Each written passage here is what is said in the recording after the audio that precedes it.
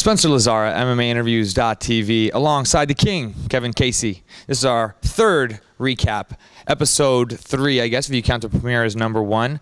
Uriah Hall, a very impressive knockout there on the Ultimate Fighter over Adam Cella. Talk us through, that knockout and your thoughts on it.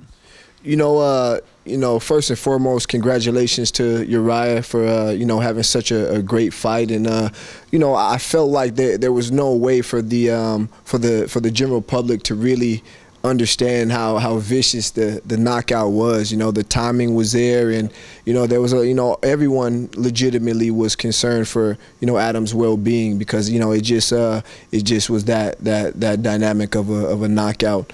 But Adam handled it well when he bounced back. He had a good attitude in the house, and he didn't hang his head, and as soon as he was able to get back, he came back.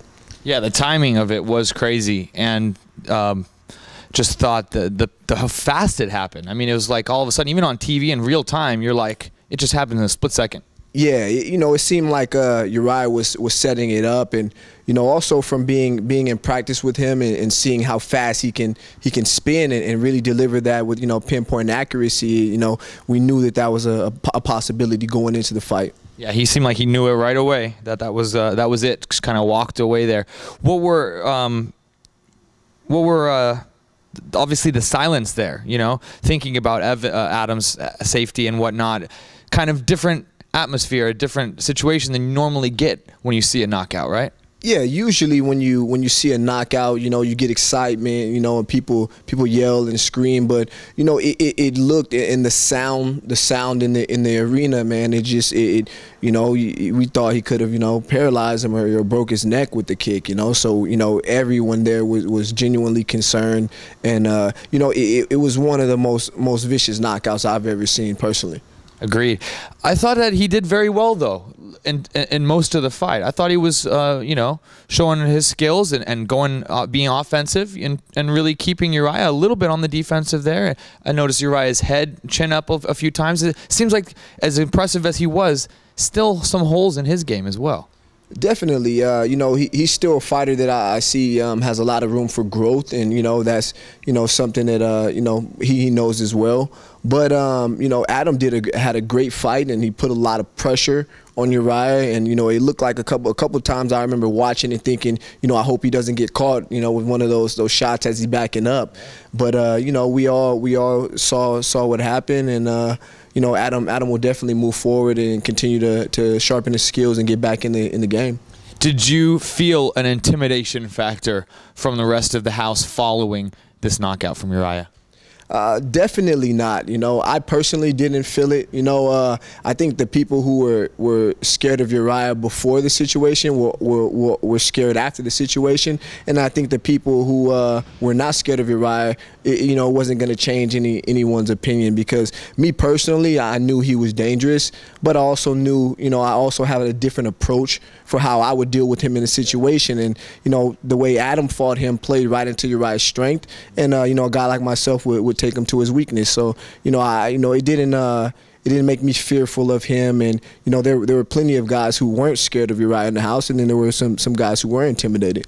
And of course, then that leads us perfectly into your armbar situation that they showed there. He seemed a little upset when you caught him in the armbar. Talk about that whole situation. Well, there were a couple times that I caught Uriah in practice, and he got a little, his ego got into it. But when I caught him with the armbar, what happened was he screamed, and we thought that he was hurt, and so he got a little upset. And at that point, I felt like it was taken away from a productive training session, and so at that point I had nothing further to prove. I saw some holes in his game and some ways for me to attack, and I just showed him that I'm dangerous in my world. So I just wanted to give him a little taste and a little example of what my possibilities and potential were. Not exactly a shameful thing to be armbarred by a black belt like yourself, is it? Well, no, this is my expertise, and this is what I'm good at, and I definitely wouldn't go in there and try to get into a striking match with him. Yeah. And then I guess talk about him being his own worst enemy, as Chael seemed to call it. Do you feel like that's a true statement? I felt like Uriah had you know, some things going on in his own mind, and some personal issues outside of the house that he kind of brought into the house with him. And you know, as talented as he is, it seemed as if he still wasn't completely, you know, confident in what he could do at will. You know, so, you know, I think that he still has a lot of room to grow, you know, as we all do. And he's going to be an exciting fighter, you know, coming up in the future. Bubba keeps pushing at you, man. This week, again, there were two instances where they showed with him continuing to push for that fight. Of course, you ended up with somebody else, but let's talk about that situation first. The way the situation happened was, you know, Bubba called me out, you know, following the initial fight with Luke and Gilbert, and then, you know, my ego was immediately, you know, caught up in it. You know, I told the coaches that, you know, I would take that fight next, and, you know, I was all gun-ho for it. But then, you know, they made their assessments, and, you know, they called me back in, and Chael, you know, advised me that, you know, he wanted me to, you know, look at it this way and approach the situation like that. And in the reality, you know, it made sense what he was saying, you know, as far as the strategy went. And, you know, although I had the cut on the eye, there was a lot of you know, damage to the bone in the orbit underneath the eye, so I did feel a little bit vulnerable, and I was looking for the longevity in the tournament. So, you know, I had an order in mind of what guys I would like to fight and when I would like to fight them. And so, you know, there wasn't you know, any way I would, you know, deviate from that plan just because he called me out. There were a lot of people in the house who probably wanted to fight me. He just was the most vocal about it. Sure. And then, you know, you also had Jimmy kind of talking to you in the van there. And he's your teammate, kind of making it seem, did it seem like he was almost pushing for you to fight him, or was that just him kind of expressing himself?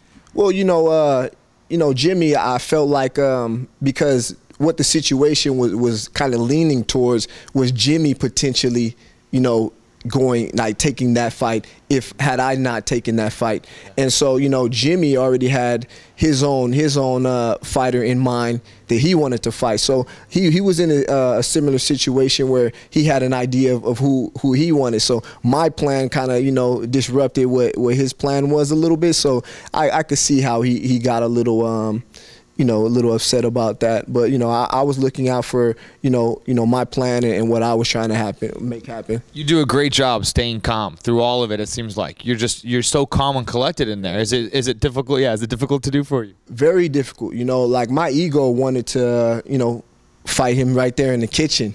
You know, you know, different part of my personality wanted to come out. So, you know, I also, you know, felt like I have a responsibility to, you know, represent the UFC and represent myself in a classy and a professional manner. So, you know, I did my best at, you know, holding back my emotional side and not jumping the gun and, you know, making a big scene or spectacle of the situation.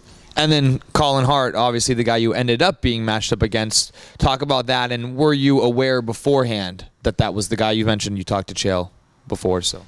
Yes, we you know, I was aware that Colin would be my opponent, and that's what, you know, the route that Chael wanted to go. I had no idea of Colin's background other than he was a wrestler.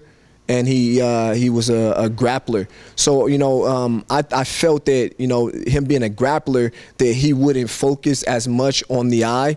And, you know, I felt that if I fought a striker's, you know, main goal would be to open the eye up and to kind of work the jab. And that, you know, at that point in time, I was forced to kind of assess the situation and try to work towards someone, you know, who would, you know, play into my style, because there was no way that I was going to underestimate Colin or look at anyone in the house as an easy fight. You know, so it wasn't a situation of, you know, seeing him as an easy opponent. He was a guy who was on his diet. He was a guy who was, you know, working hard, and you know, he's very quiet, kept to himself. So you know, I knew that Colin was a dangerous fighter. I just didn't feel as if his approach would be to focus mainly on the eye and try to, you know, make the cut open up. Stylistically, it just seemed to make more sense. Was the eye completely healed, at least on the exterior at that time? And talk about, you know, just your thought process there.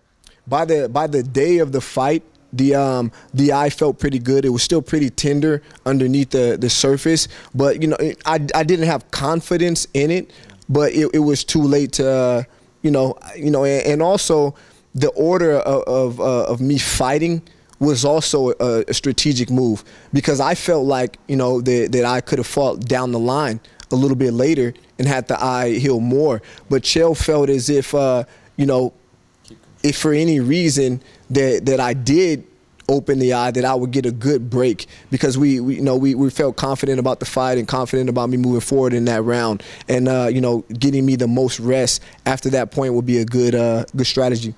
So UFC 156 was this past weekend. Did you get a chance to watch those exciting fights there? Yeah, definitely. I saw the Brazilians clean up, and there were a lot of exciting matches, and it was great to watch. What was your staple of the night? Something that really sticks out in your head on the night of fights? Well, the upset with Bigfoot Silva and Overeem was definitely the highlight of the event. Everyone knew that Bigfoot had the power and the potential.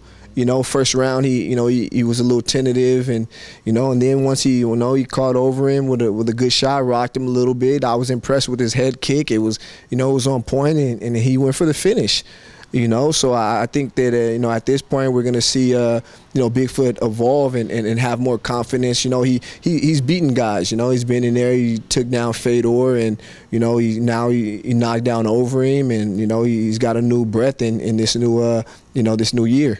I thought his best thing he could do early on was not be first, actually. Against Overeem, he's such a guy who wants to counter. He kind of wants you to overextend, then he wants to hit you with big shots. Yeah. And Bigfoot just stood there right in front of him, kind of like, all right, I'm right here, but not extending himself so Overeem could counter him. I think that threw him off a little. Do you agree? Yeah, and also, I felt that, Overeem wasn't the same Overeem that at least I'm used to seeing. It seemed that he wasn't putting together his combinations as he usually would, and Bigfoot capitalized, and it made it for an exciting fight, and I'm looking forward to seeing him move forward.